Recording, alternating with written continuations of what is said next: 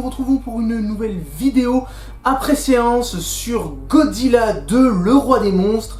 Deuxième opus déjà du premier film de 2014 de Godzilla, de Gareth Edwards, un réalisateur que j'adore puisqu'il est quand même celui qui a fait Rogue One, pour moi l'un des meilleurs Star Wars, et qui a fait revivre tout simplement Godzilla après le terrible Godzilla tout simplement de Roland Emmerich, qui était vraiment horrible, qui a très mal vieilli malheureusement, franchement qui n'avait pas respecté son matériel de base de Godzilla, vraiment quelque chose à oublier, et heureusement que celui de 2014 est sorti. Le problème de celui de 2014 c'était que malheureusement, même si le film mettait énormément le point sur les essais nucléaires et les causes des effets nucléaires, le film a malheureusement un énorme défaut. C'est celui, tout simplement, malheureusement, qu'on ne voit pas assez Godzilla dans son propre film, ce qui est quand même un inconvénient de taille. Et la Warner relance son pari avec un nouvel opus intitulé Godzilla, le roi des monstres. Alors, en fait, c'est le troisième film du Monster Universe. Alors, pour ceux qui n'auraient pas compris, en fait, Godzilla et King Kong font partie du même univers. En tout cas, le King Kong qui est sorti en 2016, donc Kong Skull Island, qui pour ma part m'avait beaucoup plu. Personnellement, j'avais trouvé le film assez sympa, assez fun, avec on va dire un style un petit peu Vietnam, un peu, vous voyez, Vietnam mais un peu euphorie quoi, avec des musiques de l'époque et tout, des soldats qui se prennent pas trop au sérieux, si vous voyez un peu le style. Bref, j'avais bien aimé le Kong de Skull Island, bien que malheureusement, pour moi, il ne vaut pas le King Kong de Peter Jackson, mais pour cet univers partagé, puisqu'il s'agit d'un univers partagé, eh bien j'avais trouvé Kong plutôt pas mal. Donc pour moi déjà deux films quand même que je trouvais sympas, vraiment très sympas, donc Godzilla et Kong Skull Island.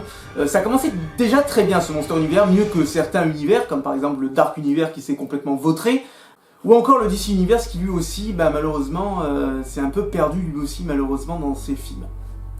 Malgré de bons résultats pour certains films comme Aquaman, le thème, je dirais, principal de base, un univers sombre, comme on l'a vu dans Man of Steel et Batman et Superman, malheureusement je ne pense pas qu'on le retrouvera dans les films de DC. Pour en revenir au film qui nous intéresse, donc là en l'occurrence Godzilla 2, le roi des monstres, eh bien j'ai vraiment beaucoup aimé, j'ai pris beaucoup de plaisir avec ce film. Alors ce qui est assez rare dans ce type de film, c'est que le réalisateur c'est pas le même que celui du premier, donc le premier c'était Gareth Edwards, et là on a un autre réalisateur, Michael Dougherty, si je dis bien son nom, un illustre inconnu pour ma part, je ne sais même pas ce qu'il a fait avant. En tout cas il a très bien respecté le matériau de base, donc il a très bien respecté les plans de caméra que pouvait faire tout simplement Gareth Edwards, qui était parfois à la limite de la poésie. Pour le premier, je me rappelle vraiment un plan, si j'ai vraiment un plan en tête du premier Godzilla, c'était vraiment, si vous vous rappelez du film, quand vous voyez les militaires en fait descendre, qui ont sauté en fait de l'avion et qui descendent, qui descendent sur la ville de San Francisco avec les torches allumées, enfin les espèces de pour signaler leur position.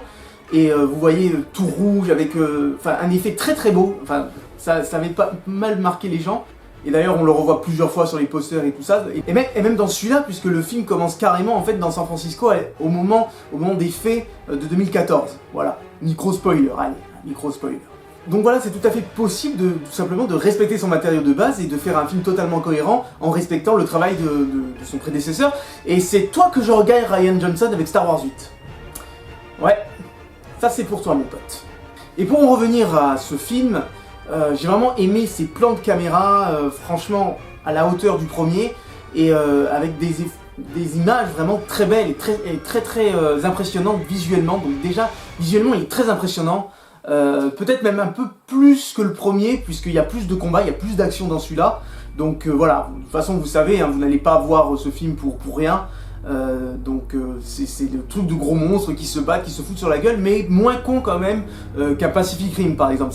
Je trouve un peu moins con quand même, puisque en plus il faut savoir que l'univers de Godzilla, je l'ai appris qu'assez récemment, donc quand je me suis intéressé au Monster Universe, donc je ne savais pas du tout quand j'ai commencé le Monster Universe qu'en fait il y avait vraiment toute une mythologie autour de ces monstres. Et même de Godzilla en fait, je ne savais pas, alors excusez-moi, on en apprend un peu tout le temps, tous les jours, et moi j'ai appris ça à l'époque du Godzilla de 2014, qu'en fait il y a vraiment toute une mythologie sur les monstres. Donc vous avez Godzilla qui représente en fait un petit peu le protecteur de notre monde. Donc je savais pas que Godzilla à la base pouvait être protecteur, donc là en l'occurrence il est encore. Il y a d'autres monstres, par exemple là, alors je vous spoil rien puisqu'on les voit dans les bandes annonces et sur les posters. Il y a Mothra qui est aussi du côté plutôt des humains.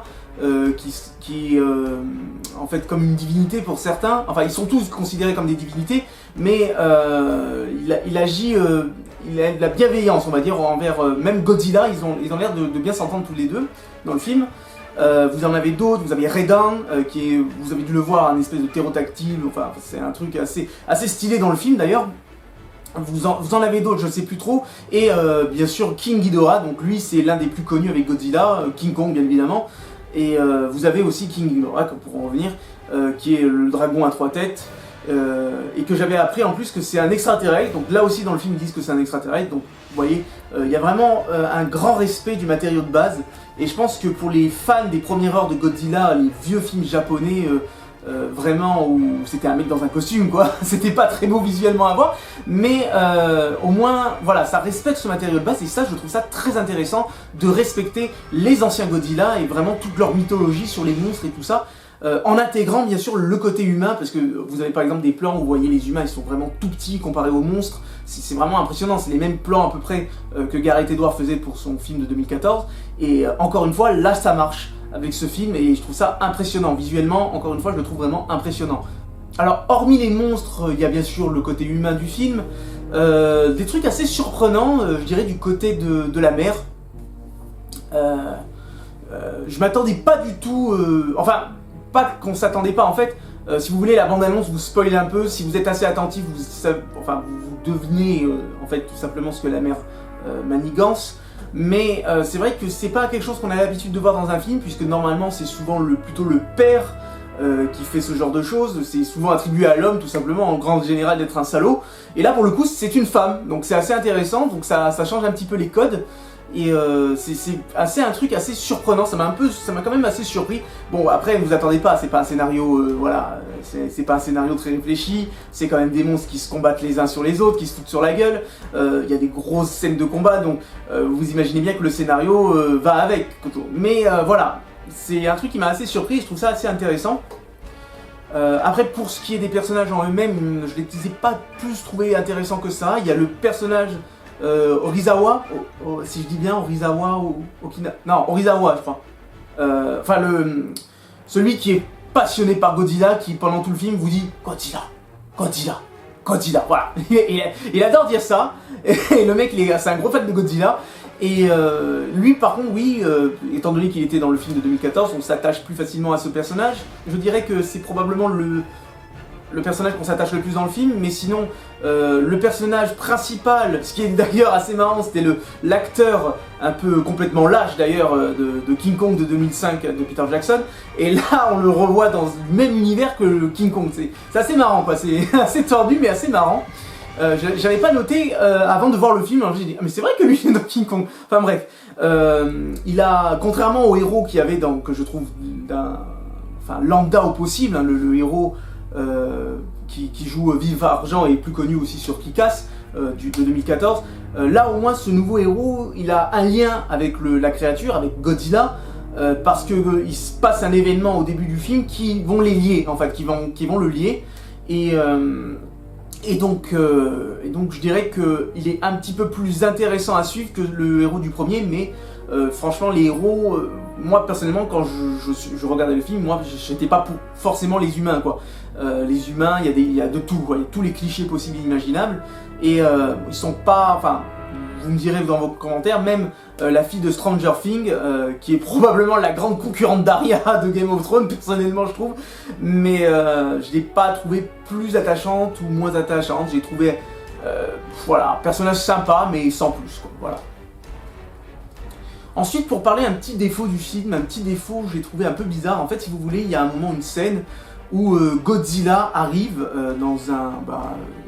il y a de la glace partout, et en fait vous voyez la lumière, donc vous voyez la lumière de Godzilla quand il se prépare à attaquer, donc vous voyez la lumière en dessous de la glace et tout, et d'un coup en fait vous avez le héros principal qui regarde Godzilla arriver, vous voyez en fait les pics de Godzilla qu'il a dans le dos traverser la glace, puis vous avez encore un cut sur le héros, et en fait d'un coup vous voyez Godzilla sur la glace, sans avoir en fait la sortie de Godzilla, et c'est vrai que ce plan, j'ai trouvé ça un peu bizarre, je trouvais le plan un peu bizarre, mais sinon, en gros, j'ai quand même trouvé ça plutôt bien foutu.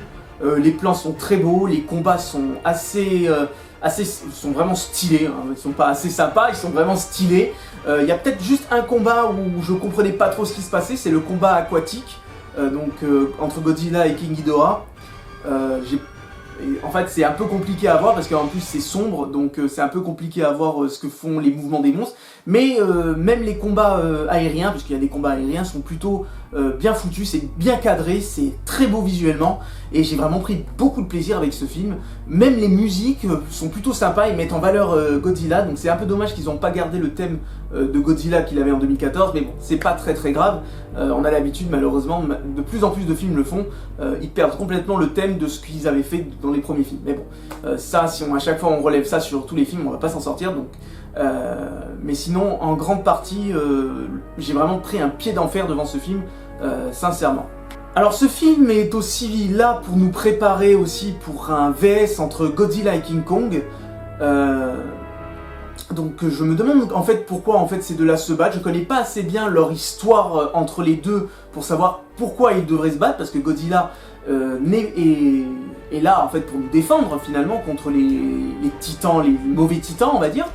Et au vu de la fin du film, je vais pas vous spoiler la fin, mais au vu de la fin du film, je vois encore moins pourquoi en fait King Kong voudrait défier Godzilla. Alors j'ai peut-être une théorie, je peux pas vous la dire parce que sinon je risque de vous spoiler la fin du film, mais j'ai une micro-théorie, mais même ça je trouve assez... en fait, si Godzilla fait ça, il passerait pour un gros connard en fait, s'il fait ça. Donc ça serait lui qui deviendrait le méchant, mais... la phrase qu'ils nous disent à la fin du film nous laisse aussi présager que Godzilla pourrait devenir méchant. Aucune idée, en tout cas je sais pas du tout comment ils vont faire. Est-ce que ça va faire un style Batman v Superman, en fait il y aura quelque chose qui va les monter les uns contre les autres? J'en ai aucune idée, mais en tout cas j'attends de voir, parce que c'est vrai que sur 3 films quand même, il y a 3 films que j'ai beaucoup aimé, et le Monster Universe se débrouille plutôt bien. Personnellement pour moi je trouve qu'il se débrouille très bien, et il est plutôt cohérent avec ces 3 films. Donc... en plus avec Monarch qui est dans absolument les 3 films, c'est un peu le Shield de Marvel. Monarch est un peu, voilà, c'est que le Shield est à Marvel, Monarch est au Monster Universe, voilà, pour vous situer un peu, donc la cohérence est plutôt très bien respectée. Alors aussi, ce qui est aussi intéressant dans ce film, c'est qu'il y a aussi la même chose que dans le premier, donc il y a vraiment toute une représentation du nucléaire, du traumatisme qu'a été Hiroshima et Nagasaki. Donc tout ça, par exemple, il y a un plan qui nous fait clairement penser tout simplement à une bombe nucléaire, c'est le vol de Redan au-dessus d'une ville. Alors je vous spoil rien encore une fois, puisqu'on la voit dans une bande-annonce. Et on voit le souffle en fait de ses ailes comparé à une ville, et c'est clairement comme si c'était une bombe nucléaire en fait qui s'abattait sur les personnes. On voit les personnes se faire projeter, enfin ça écrase tout sur son passage, les bâtiments se couchent et tout, et c'est un plan qui nous parle et nous montrer vraiment l'horreur et le traumatisme que ça a été pour les Japonais, puisque j'imagine que oui, étant donné que les kaiju, puisque là ils les appellent des titans, mais normalement le vrai nom c'est les kaiju.